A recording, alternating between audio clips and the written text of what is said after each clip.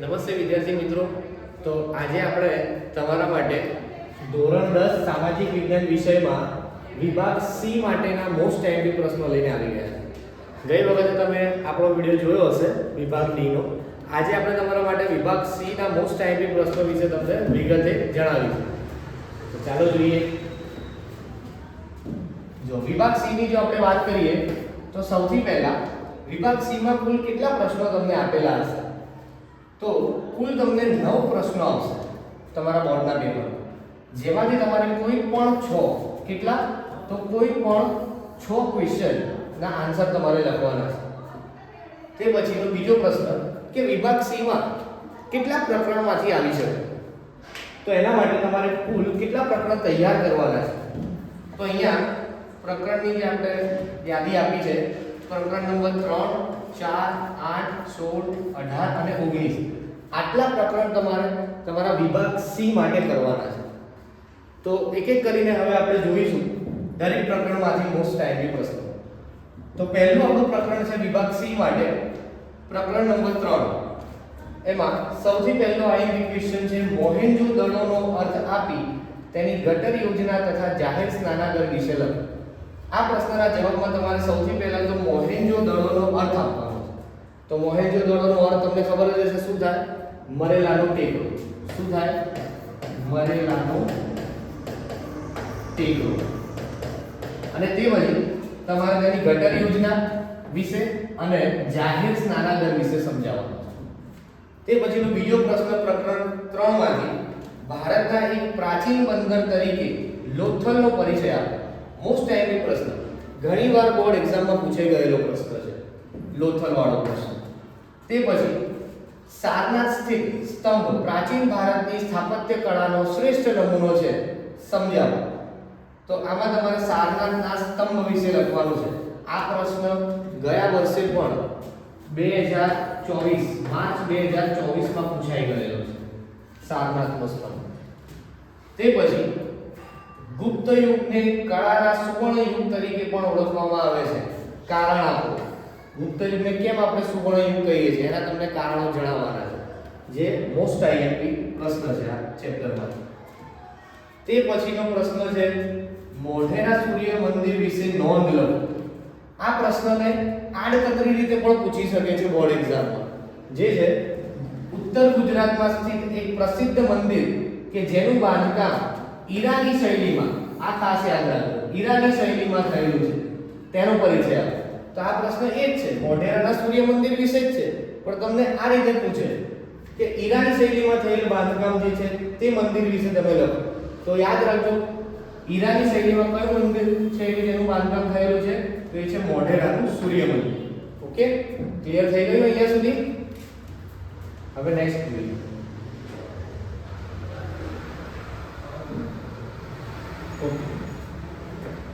એના પછી પ્રકરણ 3 માંથી જ છે ચિત્રવાળા પ્રશ્નો. ખાસ કરીને તમારે પ્રકરણ 3 માંથી ચિત્રવાળા પ્રશ્નો ખાસ કરીને તમારે તૈયાર કરવાના છે. એમાં સૌથી પહેલા આ ચિત્ર છે. આ ચિત્ર કયા સ્થાપત્યનું છે તે આપણે ઓળખવાનું છે. અહીંયા આની નીચે તમને 3 પ્રશ્નો આપેલા છે. આ 3 પ્રશ્નોનો તમારે ફક્ત જવાબ આપવાનો છે, જેના તમને 3 માર્ક્સ મળી જશે. પહેલો પ્રશ્ન છે આપેલ ચિત્ર કયા સ્થાપત્યનું છે? તો આનો જવાબ શું આવે? આ ચિત્ર સાંચીના સ્તૂપનું છે,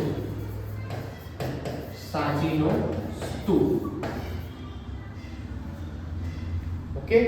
તે પછી બીજો પ્રશ્ન છે આ સ્થાપત્ય કયા રાજ્યમાં આવેલ છે? તો આ સ્થાપત્ય તમને ખબર જ હશે કે કયા રાજ્યમાં છે. આ સ્થાપત્ય મધ્યપ્રદેશ રાજ્યમાં આવેલ છે, મધ્યપ્રદેશમાં સ્થિત છે. ઓકે. તે પછી ત્રીજો પ્રશ્ન છે આ સ્થાપત્ય કયા ધર્મને લગતું છે? કયા ધર્મ સાથે જોડાયેલું છે આ સ્થાપત્ય?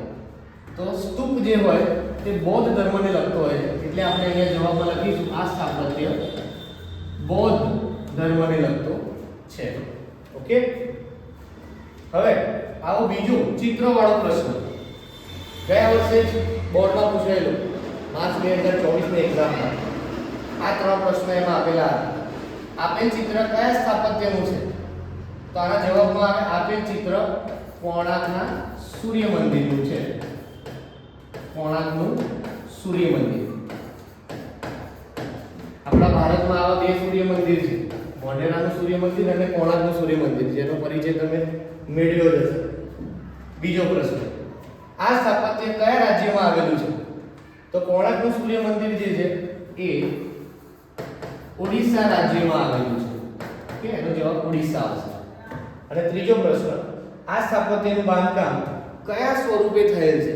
તો આ સ્થાપત્યનું જે બાંધકામ છે તે રથ મંદિર સ્વરૂપે થયેલું છે.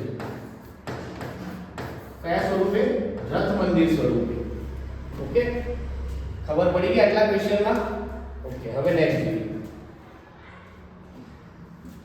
તે પછી વિભાગ સી માં તમારો જે બીજો પ્રકરણ છે એ છે પ્રકરણ 4. પ્રકરણ 4 માં જે આઈએમપી ક્વેશ્ચન છે એમાં પહેલો ક્વેશ્ચન છે વેદ કેટલા છે તેના નામ જણાવો અને તેના વિશે વિગતે સમજાવો. તો સૌથી પહેલા આપણે વેદ કેટલા છે તે લખવાનું છે. તો તમારે જવાબમાં શું લખવાનું? વેદ કેટલા છે? તો જવાબમાં લખવાનું કે વેદ 4 છે. તેના પછી શું લખ્યું છે? તેના નામ જણાવો. તેના નામ લખવાના. 4 વેદના નામ કયા કયા છે? તો ઋગ્વેદ, સામવેદ, યજુર્વેદ, અથર્વવેદ. 4 નામ લખવાના અને તેના પછી ચારેય વેદ વિશે તમારે વિગતે સમજાવવાનું રહેશે. તે પછીનો પ્રકરણ 4 માંથી આઈએમપી ક્વેશ્ચન છે પ્રાચીન ભારતના બે મહાકાવ્યો તરીકે રામાયણ અને મહાભારત વિશે સમજાવો. તો બે મહાકાવ્યો જે આપણા પ્રાચીન ભારતના છે, રામાયણ અને બીજું મહાભારત. એમાં તમને રામાયણની અંદર શ્રીમદ રાજચંદ્રની જે કથા છે તે આપેલી છે અને મહાભારતમાં કૌરવ અને પાંડવ વચ્ચે થયેલા યુદ્ધનો સમાવેશ થાય. તેના પછીનો મોસ્ટ આઈએમપી પ્રશ્ન જે છે એ છે પ્રારંભિક બૌદ્ધ સાહિત્ય વિશે ટૂંક નોંધ લો. આ પ્રશ્ન બોર્ડમાં પૂછાઈ ગયેલો છે પહેલાના વર્ષોમાં. તે પછીનો ઇમ્પોર્ટન્ટ ક્વેશ્ચન આમાંથી નાલંદા વિદ્યાપીઠ વિશે ટૂંક નોંધ લખો. નાલંદા વિદ્યાપીઠ ઘણીવાર પૂછાયેલો છે આ પ્રશ્ન અને નાલંદા વિદ્યાપીઠમાં તમારે આ ચિત્ર જે છે એ પણ તમારે યાદ રાખવાનું છે. કદાચ તમને એવી રીતે પણ પૂછી શકે કે આપેલ ચિત્ર કઈ વિદ્યાપીઠનું છે તે ઓળખો અને તેના પરથી તે વિદ્યાપીઠ વિશેની વિગતે માહિતી આપો. તો તમારે ઓળખવું પડે કે આ ચિત્ર કઈ વિદ્યાપીઠનું છે? તો નાલંદા વિદ્યાપીઠનું છે. ઓકે, અને પ્રકરણ 4 માંથી છેલ્લો પ્રશ્ન વલ્લભી વિદ્યાપીઠ વિશે પરિચય આપો. આ પ્રશ્ન ગયા વર્ષે માર્ચ 2024 માં પૂછાઈ ગયેલો છે. ઓકે, આ પણ આઈએમપી પ્રશ્ન. પ્રકરણ 4 અહીંયા સમજાઈ ગયું. હવે આપણે એના પછીનું પ્રકરણ જોઈએ વિભાગ સી માં. તો પ્રકરણ નંબર 8.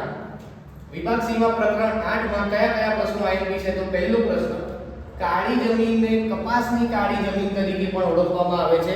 કારણ આપો. કાળી જમીનને કેમ કપાસની કાળી જમીન કહેવાય છે?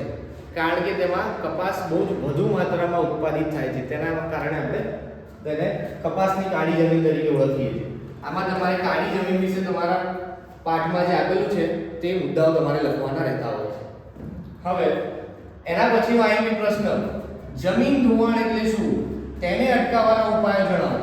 આ પ્રશ્નનો જવાબ તમારે કેવી રીતે લખવાનો છે? તો પહેલા જમીન ધોવાણની વ્યાખ્યા લખવાની કે જમીન ધોવાણ એટલે શું અને એના પછી તેને અટકાવવાના જે ઉપાયો આપેલા છે એ ઉપાયો તમારે વિગતે લખવાના. એ પછીનો આઈએમપી પ્રશ્ન પ્રકરણ 8 માંથી ભૂમિ સંરક્ષણ એટલે શું? તેને અટકાવવાના ઉપાયો જણાવો. આ પ્રશ્ન ગઈ વખતે માર્ચ 2024 માં પૂછાઈ ગયેલો છે. ભૂમિ સંરક્ષણ એટલે શું? એની વ્યાખ્યા લખો અને એના પછી તેને અટકાવવાના ઉપાયો કયા કયા છે તે તમારે વિગતે જણાવવાના. તે પછી આ પ્રકરણમાંથી વ્યાખ્યા વાળો પ્રશ્ન પણ આવી શકે છે. વ્યાખ્યા લખો. સંસાધન, સર્વસુલભ સંસાધન અને એકલ સંસાધન. 3 વ્યાખ્યા લખો, 3 માર્ક્સ મળી જાય. ઓકે, એના પછીનો પ્રશ્ન છે છેલ્લો પ્રશ્ન પ્રકરણ 8 માંથી રણ પ્રકારની જમીન વિશે માહિતી આપો. રણ પ્રકારની જમીન જે છે એ પણ તમારે મોસ્ટ આઈએમપી ક્વેશ્ચન છે પ્રકરણ 8 માં. ઓકે, અહીંયા સુધી વિદ્યાર્થી મિત્રો ખબર પડી ગઈ. હવે આગળ જોઈએ. એના પછીના જે ચેપ્ટર છે પ્રકરણ નંબર 16. પ્રકરણ 16 માં પહેલો પ્રશ્ન ઉદારીકરણ એટલે શું? તેના લાભ તથા ગેરલાભ જણાવો. આમાં તમને ફક્ત લાભ પણ પૂછી શકે કાં તો ફક્ત ગેરલાભ પણ પૂછી શકે અને બંને પણ પૂછી શકે. પહેલા તમારે ઉદારીકરણની વ્યાખ્યા લખવાની અને એના પછી લાભ પૂછ્યા હોય તો લાભ લખવાના અને જો ગેરલાભ પૂછ્યા હોય તો ગેરલાભ લખવાના.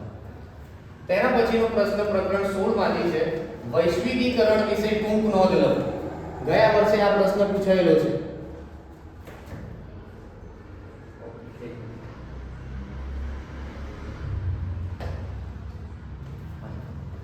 ગયા વર્ષે આ પ્રશ્ન પૂછાયેલો છે વૈશ્વિકીકરણ વિશે ટૂંક નોંધ લો. તો ટૂંક નોંધમાં તમે શું શું લખશો? વૈશ્વિકીકરણની વ્યાખ્યા લખશો, પછી વૈશ્વિકીકરણના લાભ અને ગેરલાભ તમે વિગતે જણાવશો. તે પછી વિશ્વ વ્યાપાર સંગઠન એટલે કે જેને આપણે WTO શોર્ટમાં કહીએ છીએ, વર્લ્ડ ટ્રેડ ઓર્ગેનાઇઝેશન, ગુજરાતીમાં કહીએ તો વિશ્વ વ્યાપાર સંગઠન, તેના ઉદ્દેશો, 4 ઉદ્દેશો આપેલા છે ટેક્સ્ટ બુકમાં અને કાર્યો, 4 કાર્યો આપેલા છે. ઘણીવાર ફક્ત ઉદ્દેશો પૂછતા હોય છે તો ફક્ત ઉદ્દેશો લખવાના, અને જો ઉદ્દેશો અને કાર્યો બંને પૂછે તો તમારે બંને લખવાના. ઓકે. તેના પછીનો છેલ્લો પ્રશ્ન પ્રકરણ 16 માંથી પર્યાવરણ સુરક્ષા માટે કયા કયા પગલાં લેવામાં આવ્યા છે? પર્યાવરણની સુરક્ષા ખૂબ જ જરૂરી છે, તેના માટે કયા કયા પગલાં લીધા છે તે લખવાના છે. તે પછી નેક્સ્ટ જે આપણો પ્રકરણ છે એ છે પ્રકરણ નંબર 18. પ્રકરણ 18 માંથી તમારે કયા કયા પ્રશ્નો ખાસ કરવાના છે? તો પહેલો પ્રશ્ન છે ભાવ વૃદ્ધિના કારણો. ગયા વર્ષે આ પ્રશ્ન પૂછાયેલો, ભાવ વૃદ્ધિના કારણો. તો ટોટલ તમને તમારા ટેક્સ્ટ બુકમાં, તમારી ચોપડીમાં 8 આપેલા છે. આ પ્રશ્ન 3 માર્કમાં આવે છે. તો 3 માર્કમાં તમે કોઈ પણ 6 મુદ્દા તમે એની અંદરથી લખી શકો. તેના પછીનો પ્રશ્ન છે ગ્રાહક શોષણના કારણો લખો. ગ્રાહકનું શોષણ કેમ થાય છે એના કારણો એ તમારે લખવાના છે. તેના પછી ગ્રાહકોના અધિકારો વિશે નોંધ લો. ગ્રાહકના કયા કયા અધિકાર છે? તો તમારી ચોપડીમાં ટોટલ 6 અધિકાર ગ્રાહકોના આપેલા છે. તે 6 અધિકાર તમારે દર્શાવવા. અને એના પછી પ્રકરણ નંબર 18 ખાસ કરીને આ પ્રશ્નો પૂરા નામ લખવાનો જે પ્રશ્ન છે લોકો ઓળખીને, તે પ્રશ્નો તમારે ખાસ તૈયાર કરવાના છે. ગયા વર્ષે પણ બોર્ડ એક્ઝામમાં આ પ્રશ્નો આવી ગયેલા છે, બરાબર? તો ટોટલ અહીંયા તમને 1 2 3 4 5 ને 6 લોકો આપેલા છે. આ 6 લોકોમાંથી તમને કોઈ પણ 3 લોકો પૂછાશે. કેટલા? તો કોઈ પણ 3 લોકો પૂછાશે. અને જે લોકો આપ્યો હોય એ લોકો તમારે ઓળખવાનો છે, અને એ લોકો ઓળખીને તમારે તેનું પૂરું નામ એટલે કે ફૂલ ફોર્મ તમારે લખવાનું છે. સમજી ગયા? હવે જો તો પહેલો અહીંયા છે ISI. ISI નું ફૂલ ફોર્મ શું છે એ તમારે લખવાનું. FPO, તો FPO નું ફૂલ ફોર્મ શું છે એ તમારે લખવાનું. FPO એટલે ફૂડ પ્રોડક્ટ ઓર્ડર. પછી આ લોગો શેનો છે? ગયા વર્ષે આ પૂછાયો હતો. આ લોગો છે BIS. BIS એટલે bureau of Indian standard. Okay. તેના પછી કયો પ્રશ્ન છે? HACCP certified. તો આનું ફૂલ ફોર્મ શું છે? Hazard analysis and critical control point. ખબર પડી ગઈ? એના પછીનો લોગો છે MPO. MPO એટલે meat processing optimizer. MPO meat processing optimizer. Okay, આ લોગો યાદ રાખજો. અને એના પછી છેલ્લું છે IS. તો આ 6 જે લોગો છે આ ખાસ યાદ કરી લેજો અને એના પૂરા નામ યાદ રાખી લેજો. ઓકે, ખબર પડી ગઈ તમને અહીંયા સુધી પ્રકરણ 18 માં? હવે આગળ. ઓકે, તો છેલ્લું પ્રકરણ જે આપણે વિભાગ C માટે કરવાનું છે તે છે પ્રકરણ નંબર 19. છેલ્લું પ્રકરણ. આ પ્રકરણમાંથી તમને એક પ્રશ્ન આવશે. પહેલો પ્રશ્ન જે આમાં IMP છે એ છે ભારત સરકારની મહિલા કલ્યાણકારી યોજનાને ક્રમિક રીતે જણાવો. એના પછી બીજો IMP પ્રશ્ન જે છે ગુજરાત સરકારે મહિલા સમાનતા માટે કઈ કઈ યોજનાઓ અમલમાં મૂકેલ છે તે સમજાવો. તો ગુજરાત સરકારે જે મહિલા સમાનતા માટેની યોજનાઓ મૂકેલી છે તમારા પાઠમાં આપેલા છે. પાઠ નંબર 19 માં છેલ્લે આપેલું છે. એમાંથી તમારે 3 માર્કમાં પૂછાય છે એટલે કોઈ પણ 6 યોજનાઓ વિશે તમારે મુદ્દા વાઇઝ લખવાનું રહેશે, બરાબર? તે પછી તમારે બીજો એક છેલ્લો અગત્યનો પ્રશ્ન પ્રકરણ 19 માંથી એ છે અભયમ યોજના શું છે તે સમજાવો. અભયમ યોજના વિશે તમારે આમાં લખવાનું છે. ઓકે, તો આટલા પ્રકરણ 3, પ્રકરણ 4 પછી પ્રકરણ નંબર 16, પ્રકરણ નંબર 8 18 અને 19 આટલા પ્રકરણ તમારે વિભાગ સી માટે કરવાના રહેશે. જો આટલા પ્રશ્નો જે આપણે અહીંયા તમને હમણાં બતાવ્યા એટલા પ્રશ્નો જો તમે તૈયાર કરી લેશો તો 100% તમારા બોર્ડના પેપરમાં 3 તારીખે જે તમારું બોર્ડનું પેપર છે એ બોર્ડના પેપરમાં તમારે આમાંથી જ પ્રશ્નો આવશે. તો વિદ્યાર્થી મિત્રો ફટાફટ તૈયાર કરી લેજો. બરાબર, ચલો મળીએ હવે આપણે નેક્સ્ટ વિડીયોમાં.